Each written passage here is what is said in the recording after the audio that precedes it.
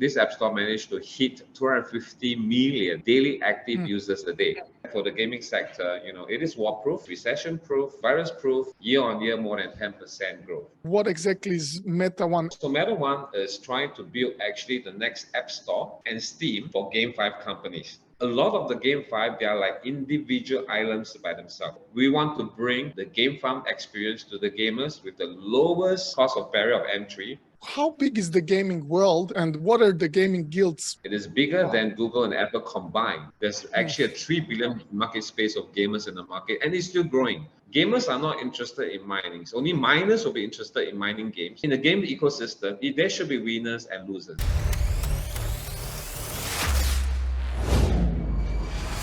Hello and welcome. Thank you for tuning in. This is Cypher Talks and I'm your host, Viktor Zaman, KOL manager for Cypher Capital. Today, I'm very excited to talk with Marrtin Hoon, who is the co-founder and CEO of the MetaOne. MetaOne is one of our recent investments, so I'm really looking forward to dive deeper into the MetaOne project. And who to talk best with than the CEO, Marrtin Hoon. Thank you for taking your time and welcome to the show, Marrtin. Hi, good afternoon, everyone. It's afternoon in Singapore right now. Thanks for hosting me, Victor. We are very glad to be part of the portfolio companies under Cypher Capital. And thank you. Thank you for the time. And we can start talking about some interesting ideas about GameFi and MetaOne. Beautiful. Let's start with actually your background and how did you start your crypto journey? Sure. So I have been actually involved way back in 2000, doing things on ICT, doing things on mobile, internet ecosystems. And then I was pretty lucky to be actually involved in one very interesting project in China when I was being located in China for building the largest app store in China. And this app store managed to get for mobile, this app store managed to hit 250 million daily active users a day. It is bigger than Google and Apple combined, and it was sold to a very big company in China. So the founders of the company, the chairman of the company decided that we could actually use this solution to sell more to the regional operators. So I was the head of VP doing the international business ops, and we managed to actually bring this solution to a lot of telco operators in the world, to companies who wants to become bigger in terms of doing the app store, but the focus is on game.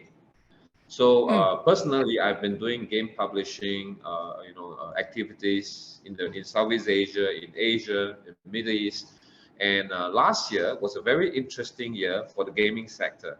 So if you understand, for the gaming sector, it is war-proof, it is recession-proof, it is virus-proof.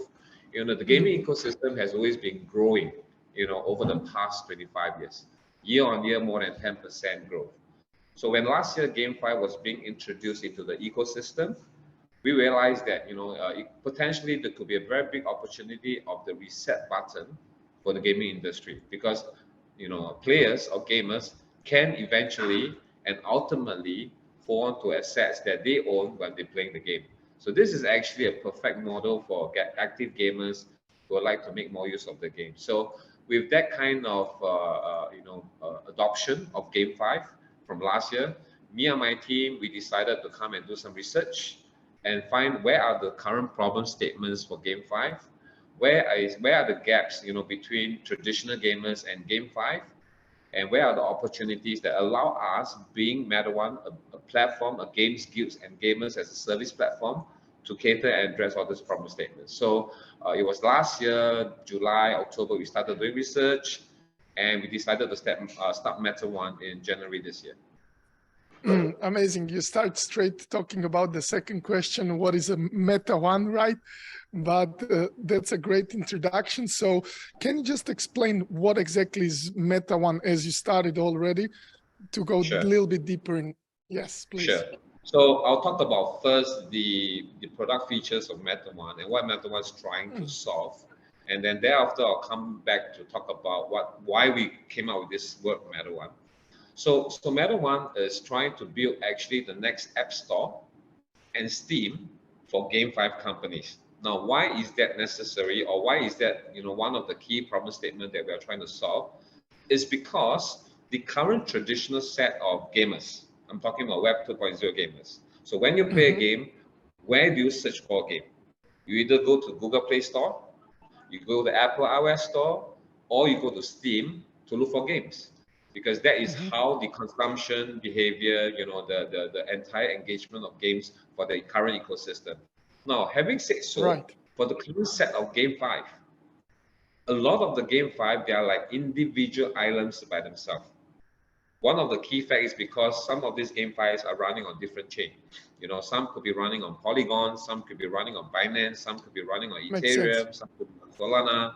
So it's very hard to come up with some kind of platform aggregator where you can put all the games together and make it easy for gamers to be onboarded, make it easy for the gamers to actually enter into the GameFi. So what MetaOne does that is to provide this platform to allow gamers to seamlessly onboard, adopt, embrace, and play GameFi without the complexity and the confusion of navigating themselves across the different chains. So one very classic case I would like to use, the current situation of GameFi, you can treat it almost like in the 20 years ago when we were playing cartridge games. You have the Ataris of the world, you have the Nintendos of the world, you have the Segas of the world, you have different type of Taiwanese brands or US brands of the world. And all these games can only fit into the particular console or arcade that you are playing with. For example, Super Mario Brothers, everybody know about this game, can only be played in Nintendo. You can't pull out the cartridge to put into Sega. So it's quite similar to the current blockchain situation for blockchain gaming. So for games that's running on Solana, you can't pull out the game and start playing on Ethereum. This doesn't work, because currently that is how the GameFi ecosystem is being structured.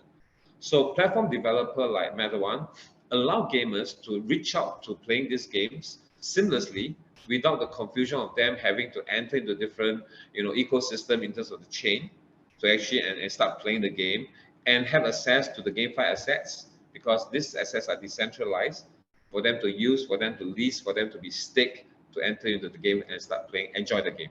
So we want to bring ultimately the game farm experience to the gamers with the lowest cost of barrier of entry to start playing all these GameFi.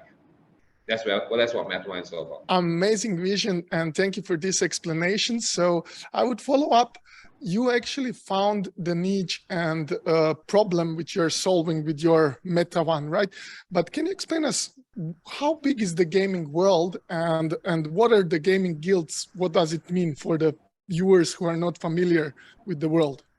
Sure. So this is a very interesting conversation. So why do I say that? As I was mentioning previously, the gaming ecosystem has been a very, very remarkable system, because it's war-proof, recession-proof, virus-proof. The number of gamers currently that's out there in the world, we are talking about 3 billion. There's actually a 3 billion market space of gamers in the market, and it's still growing. What's the reason? Because the younger generation consume game as a necessity for their release of pressure and stress over, when they are doing their thing. So gaming is becoming gaming is becoming like, something that's important that need to do. Probably they spend 10 to 20% of their time doing it. So that will drive the entire gaming ecosystem. Now, when you talk about, that's how big the gaming world is. And when you talk about gaming guilds, with or without GameFi, gaming guilds exist. Why do I say that? People that plays esports, they'll have esports teams. So we can classify them as a guild. Those people that go to internet cafe and start playing games as group of friends, we can classify them as guilds. Even for the gaming KOLs who do their streaming or through Facebook or through Twitch or through TikTok currently, those followers that follow the KOLs will play the games that the KOLs introduce. They can be classified as guild as well. So actually, Right. Gaming guilds are already existent in the current world. But having said that, because last year, GameFi has went through a very interesting progression or evolving, because last year, GameFi, lots of the games are focusing on mining and not on playing. So what do I mean by that? So the emphasis was on the fi and wasn't emphasis on the game.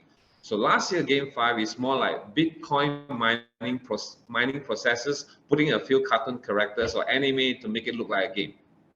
So that's the birth of how this. So when we talk about mining, gamers are not interested in mining. So only miners will be interested in mining games. So that's why we have this thing called the big guilds like the YGG of the world, the Marriott Circle of the world, you know, the Guild 5 of the world. They start employing scholars because scholars like to mine.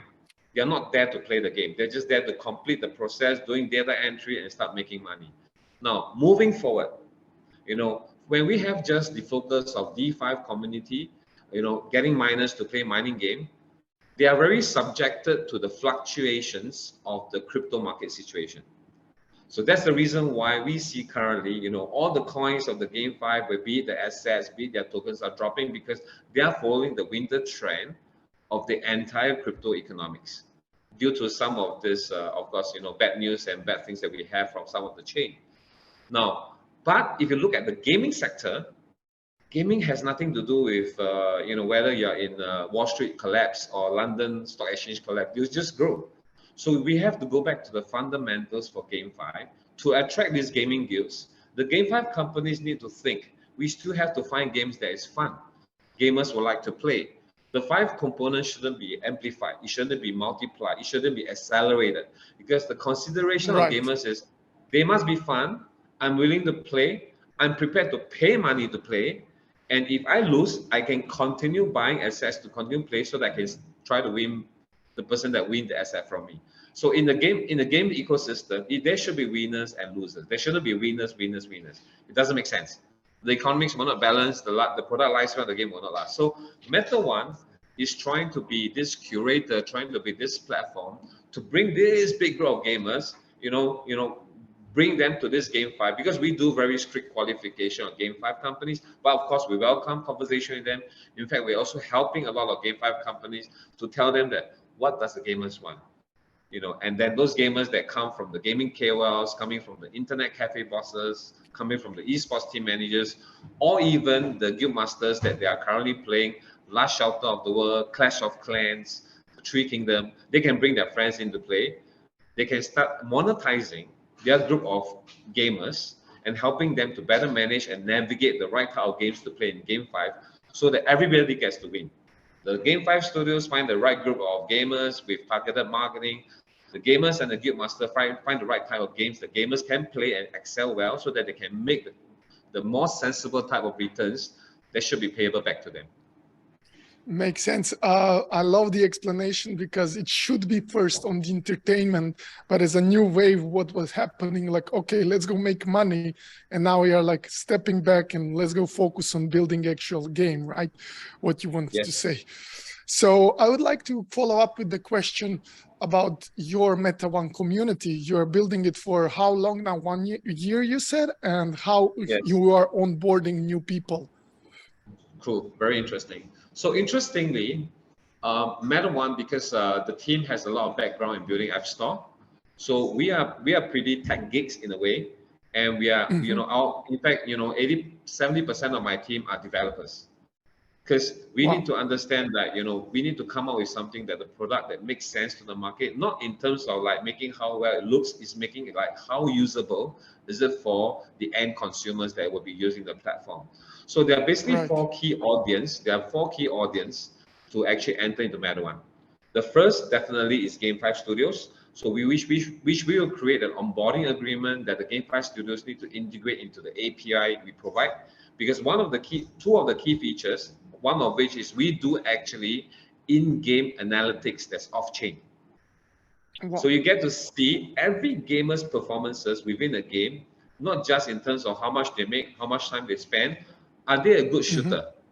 Are they a good defender? Are they a good sword slasher? Are they a good healer?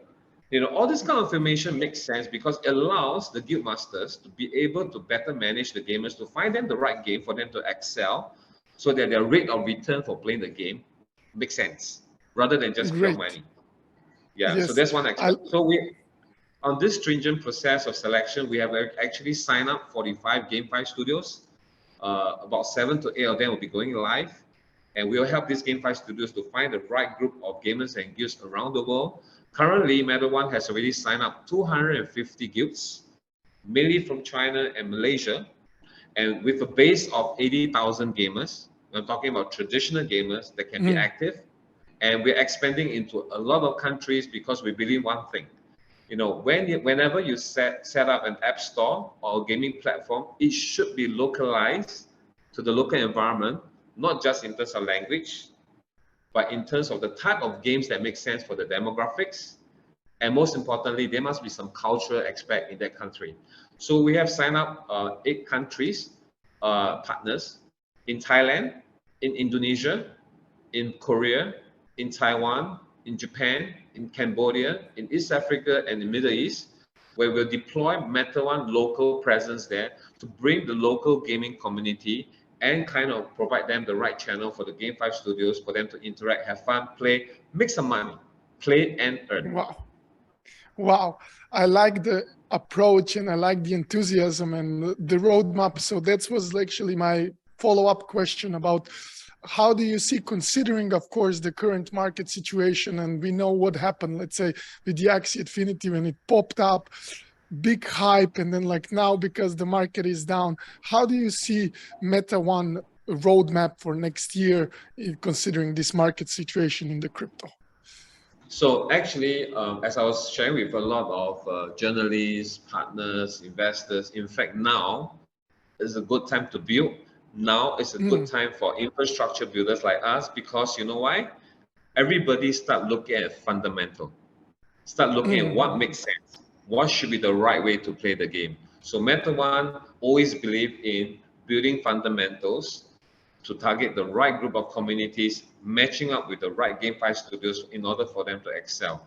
That's also the reason why we can actually grow that quickly. In fact, this current barrier situation is so perfect for us, because people want to look at now whether the game is fun.